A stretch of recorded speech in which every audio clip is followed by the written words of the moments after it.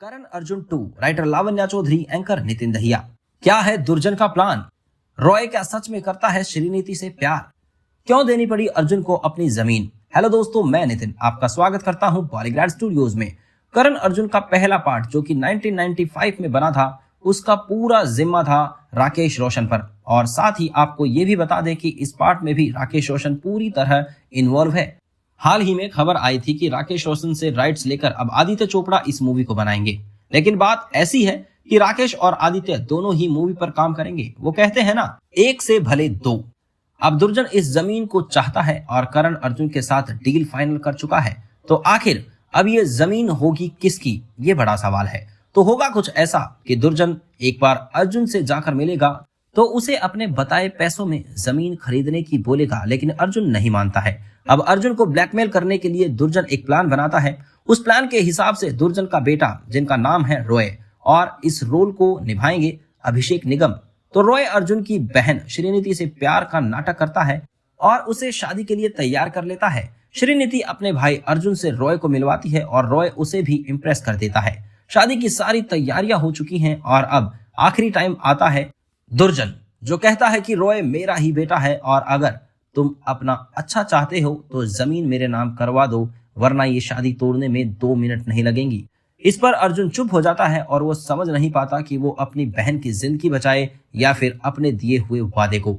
लेकिन अब कहानी में ट्विस्ट यहाँ है कि रॉय समझ जाता है कि इस शादी टूटने के डर से शायद ये जमीन ना दे, लेकिन उसके बाद वो कुछ ऐसा करेगा जिससे ये पीछे हट ही नहीं पाएंगे।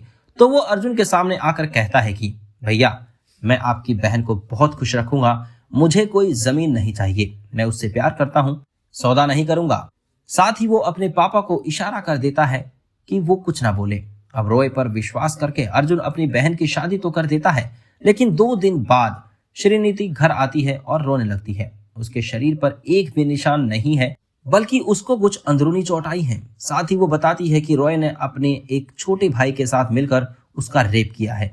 ये धमकी तक दी है कि अगर वो जमीन अर्जुन रॉय के नाम नहीं करेगा तो उसके पास एक वीडियो है जिसको वो वायरल करके श्रीनीति को बदनाम कर देगा। अब ऐसे में अर्जुन मजबूर होकर वो जमीन रॉय के नाम कर देता है।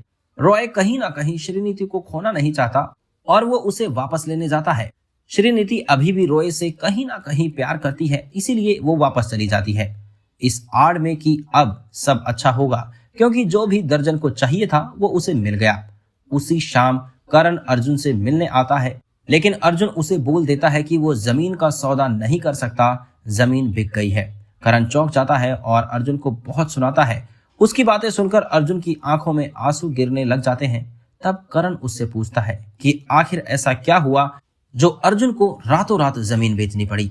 अब इसके आगे की कहानी हम जानेंगे नेक्स्ट वीडियो में। धन्यवाद।